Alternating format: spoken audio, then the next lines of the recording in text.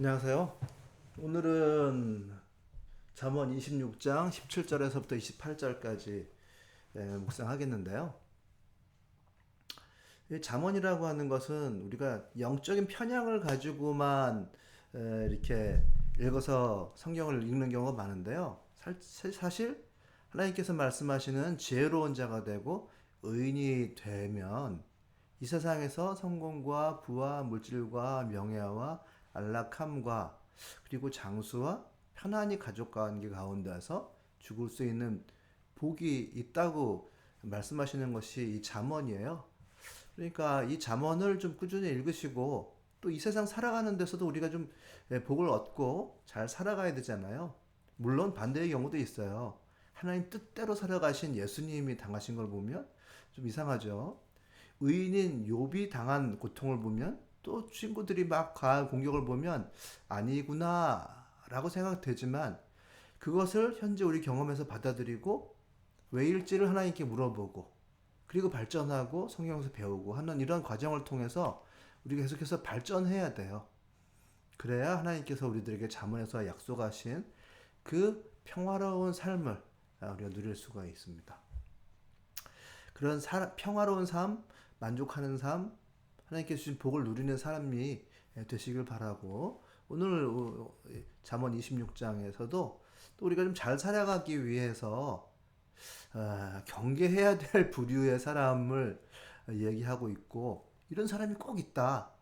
조심해라. 그리고 언제나 나도 그럴 수 있다라고 하는 것을 받아들이는 거, 조심하는 거 꼭 필요한 것 같아요. 여기서는 이제 주로 언어와 그 언어가 밑바탕에서 나오는 생각 이것에 대해서 얘기를 하는데 아주 지극히 개인적인 사람을 얘기를 해요. 자기의 잣대로 주관적인 잣대로 저 사회적인 어떤 인식이 아니라 자기 생각대로 주변의 일에 상관하고 상대방을 지적하고 공격하는 사람이 하나 나오거든요. 성경에서는 극히 경계해야 할 사람이 있음을 경고해주고 있는 거예요. 그냥 내가 열심히 살면 되지가 아니라 경계해야 될 사람이 있다고 얘기를 하고 있어요. 여기서 예를 들어서 횃불을 던지고 화살을 쏘아서 사람을 죽이는 미친 사람이 있다고 18절에는 쓰고 있습니다. 실제로 자기 생각에서 아주 현실성이 없는 생각이나 망상을 하면서 뜬구름을 잡으면서 자기가 해야 되는 일, 하지 말아야 되는 일을 구별하지 못하는 마구잡이로 사는 이런 사람이 있다는 거예요. 뭐 그래서 우리가 묻지마의 어떤 범죄를 저지르는 경우를 보잖아요. 그런 사람은 조심해야 된다. 그런 사람이 주변에 있다. 그렇게 극단적으로 나타나지 않다 하더라도 상대를 좋아하긴 하지만 좋아함에도 불구하고 친하다 생각해서 자기 나름의 잣대로 막 모욕을 가하는 사람이 있단 말이에요. 뭐 똑같이 그냥 뭐 치고 받으면 상관없는데 대단히 모욕적으로 받아들일 수밖에 없는 사람이 있단 말이죠. 생각과 행위가 뭐 이반되어 있는 거예요. 좋아는 하지만 행동은 아주 거칠게 나오고 나도 모르고 또 상대가 어떤 걸 좋아하는지 싫어하는지를 모르는 내가 좋아하는 것, 내 마음에 있는 것만 중요한 거죠. 생각이 상대가 좋은 것, 싫어하는 것, 그리고 내가 좋은 것을 분리를 못 시키는 것이거든요. 내 생각 따로, 행동 따로.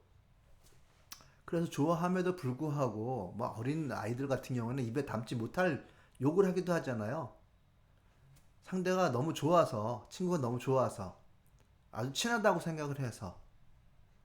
그러나 이제 서로 성인이 되고 하면 그러지 말아야 될 때가 오죠. 그럼에도 불구하고 너무 믿어서 동일시해서 모욕적인 말을 하기도 하고 요즘 같으면 여성 발언, 비하 발언 같은 것도 하기도 하고 외모를 비하하는 뭐 돼지라든지 뭐 이런 식의 동물에 비유하는 좋다고 하는 소리가 그런 욕을 하는 상대방은 아주 기분 나쁘죠.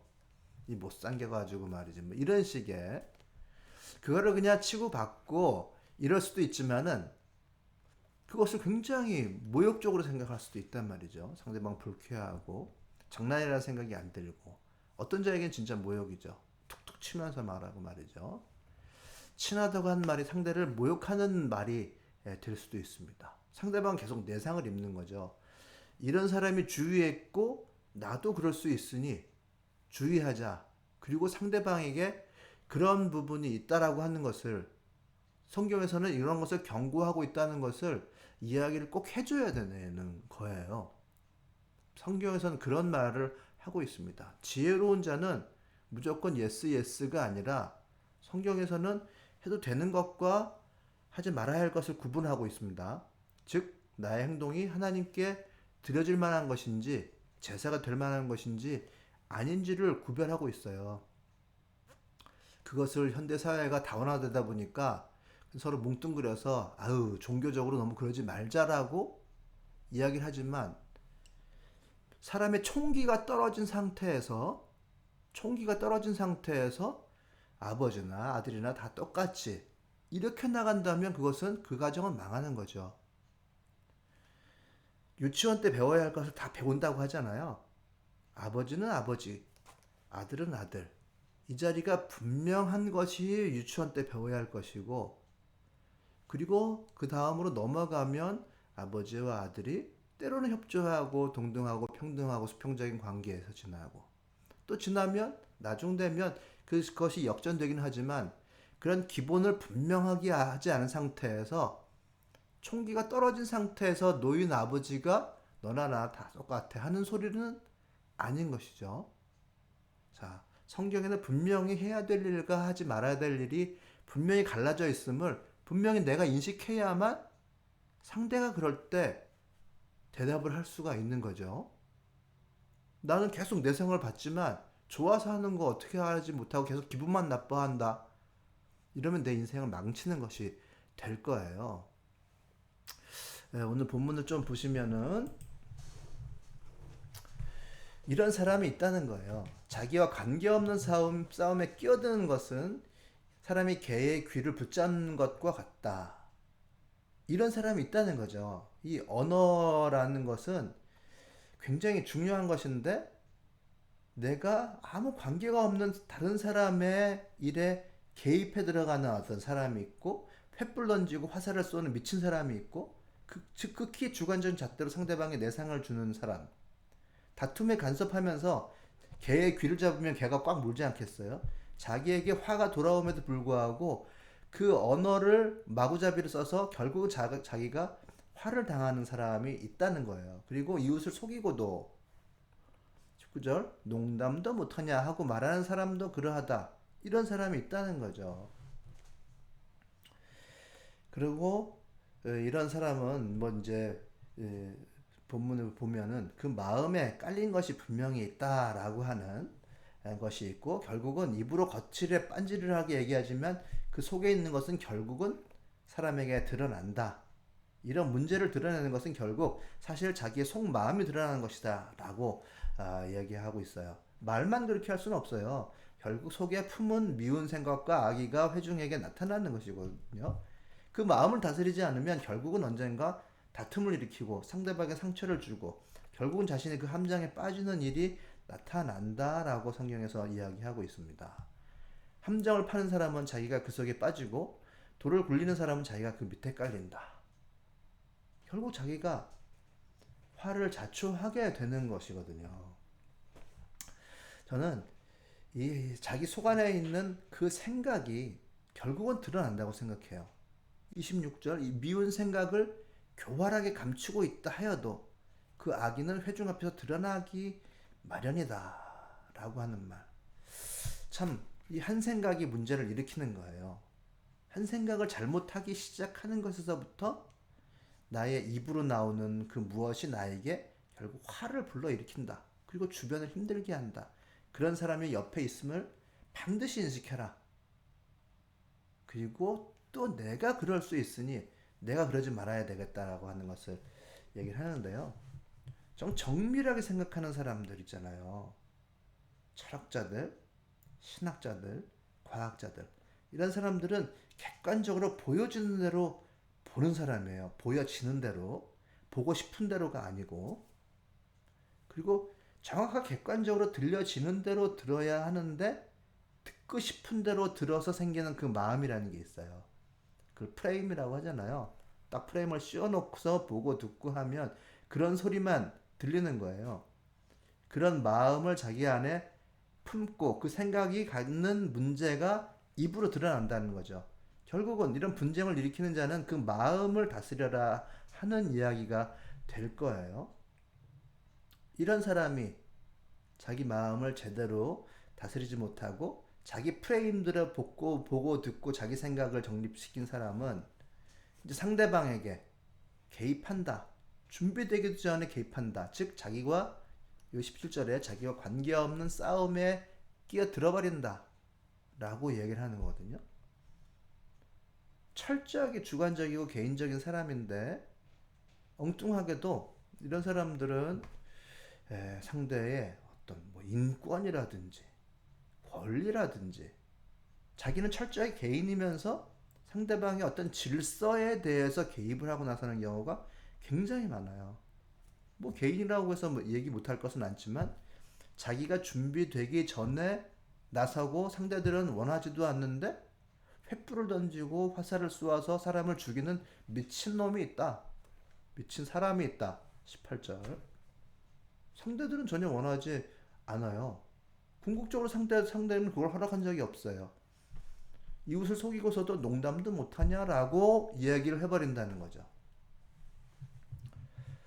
이렇게 개입한다라고 하는 것을 인식하는 거. 이런 사람은 자기가 개입하는지도 모르는 거거든요. 알아야 되는 거예요. 내가 개입한다는 것을 인식한다라고 하는 것이 극한 자기 절제예요. 내가 이렇구나 보다 어려운 것은 없거든요, 사실. 이렇게 해도 된다. 아니면 개입해서 좋을 것이 없다. 이것을 구분하고 인지하는 것이 꼭 필요해요. 그래서 사회적인 어떤 역할을 하고 인물이 되려고 하면, 그리고 타인과 좀 연결된 어떤 관계적인 사람이 되려고 하면 이것을 반드시 알아야죠. 성경에서는 그렇지 못한 사람이 있다. 즉 여기서 분쟁을 일으키는 자라고 하는 제목을 달았는데 그런 사람이 있다라고 하는 것을 분명히 인식하고 경계해라. 뭐 어떤 직위를 특히 잠언은 지혜로운 자가 되면 세상의 물질과 권력과 또한 평화로운 삶, 안정된 삶을 이야기하고 있으니까 어떤 직위를 얻거나 성공하려면 자기를 쳐서 복종시키는 인생이 필요하다라고 하는 것을 이야기해주고 있어요. 여기선 반대의 경우를 얘기하죠. 그렇지 않으면 함정을 파놓고 자기가 그 속에 빠진다. 돌을 굴려놓으면 자기가 그 밑에 깔린다. 라고 하는 거죠. 사람이 잘 사는 기본 이치는 분명히 여기서는 내가 이렇다.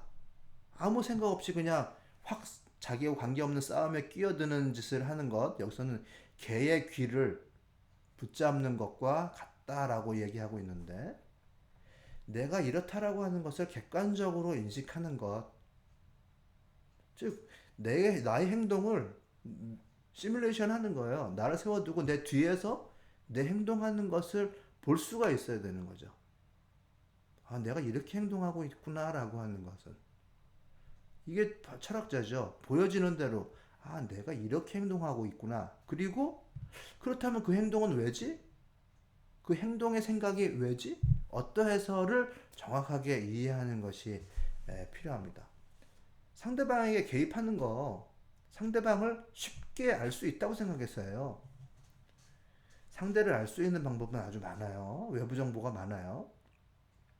유튜브 하나만 보시면은 이런 사람은 이렇다. 바로 이렇게 해줘야 돼. 결론까지 내려주는 아주 심리 친원들이 많습니다. 내가 무시당하지 않는 법, 반드시 손절해야 되는 사람, 뭐 등등.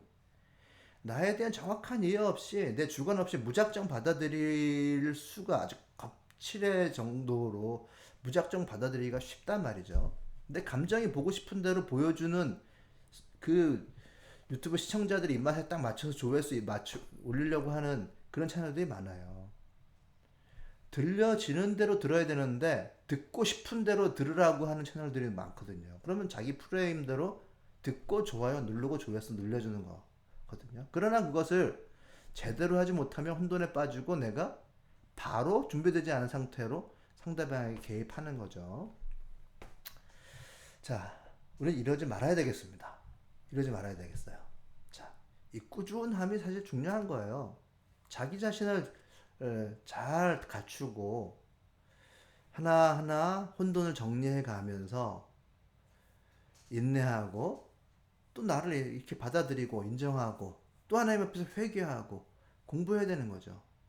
그러기 전까지는요, 내 행위하고 내 생각이 이렇게 이반되어 있는 경우가 많아요. 생각은 있는데 어떻게 행동해야 될지 모르고 행동은 막 해버렸는데 확 들어가 버렸는데 내 생각은 아직까지 정리가 되어 있지 않은 경우가 많아요. 그래서 이렇게 하면 안 되는데 그런 생각도 못하고 행동을 확 해버리는 생각, 망상, 뜬구름 잡는 거, 자기가 할 수 있는 것과 할 수 없는 것을 구분 못하는 거, 자기가 할 수 없는 것이라고 하는 것을 구분 못하면 횃불을 던지고 화살을 쏘아 사람을 죽이는 미친 사람이 되는 거죠.